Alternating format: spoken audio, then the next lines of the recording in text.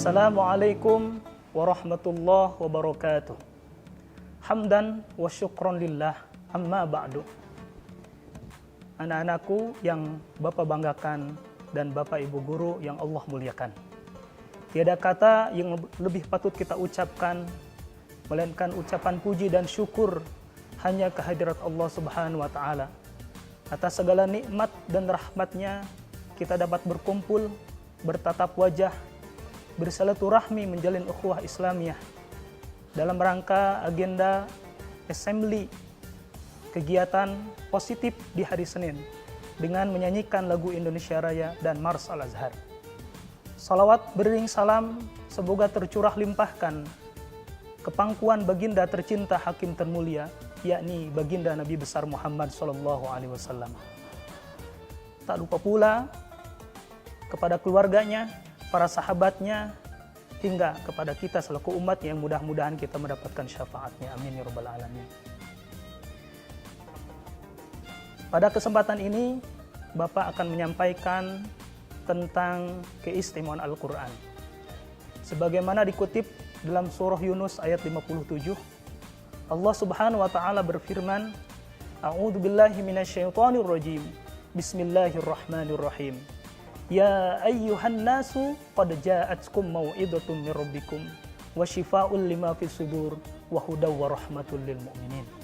Yang artinya, hai manusia, telah datang peringatan atau pelajaran dari Tuhanmu, obat penyakit yang ada di dalam dada, petunjuk dan rahmat bagi orang-orang yang beriman. Dari ayat tersebut terkandung 4 keistimewaan Al-Quran. Pertama, Al-Quran sebagai mau'izah, sebagai pelajaran dari Tuhan yang Maha Pengajar. Hal ini sesuai dengan apa yang dikatakan oleh Imam Al-Ghazali dalam kitabnya Jawahirul Quran, bahwasannya seluruh cabang ilmu yang dahulu maupun yang akan datang, yang sudah diketahui atau belum diketahui, semuanya bersumber dari Al-Quran. Baik itu ajaran tentang politik, ekonomi, sosial, teknologi, teologi, bahkan antropologi. Yang kedua, Al-Quran sebagai syifa'ul lima fis sudur, sebagai obat penyakit yang ada di dalam dada atau penyakit batin. Seperti dengki, iri hati, frustasi, rendah diri, resah, gelisah. Semua penyakit itu tidak ada obatnya kecuali dengan terapi atau resep Al-Quran. Kalau kata seorang pemuda mengatakan, dikala hati sedang frustasi ditinggal kekasih, jiwa putus asa karena putus cinta, makan tak enak, tidur tak nyenyak, nafas sesak, dunia pun rasanya kiamat. Al-Quran tampil dengan resepnya. Wala tayasu min ruhillah, innahu la yasu min ruhillah ilal qaumul kafirun. Dan janganlah kalian berputus asa dari rahmat Allah. Sesungguhnya tidak ada yang berputus asa dari rahmat Allah kecuali orang-orang kafir. Dikala hati sedang resah dan gelisah, pikiran tak tenang, perasaan bimbang, maunya terjun ke jurang atau bunuh diri pakai tali tambang, Al-Quran datang menghadang. Ala bidzikrillahi tatma'innul qulub. Ingatlah, dengan berzikir dan mengingat Allah, hati akan menjadi tenang dan tentram. Keistimewaan Al-Quran yang ketiga adalah Al-Quran sebagai hudan, sebagai petunjuk bagi umat manusia agar selamat dan bahagia di dunia dan akhirat. Karena Al-Quran adalah satu-satunya kitab petunjuk yang dapat menghantarkan manusia kepada kehidupan dan bahagia.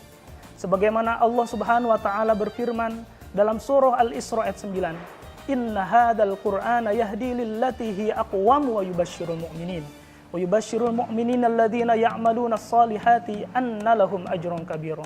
Sungguh Al-Quran ini memberi petunjuk kepada jalan yang lurus dan memberi kabar gembira kepada orang yang beriman dan beramal soleh bahwa mereka akan mendapatkan pahala yang besar.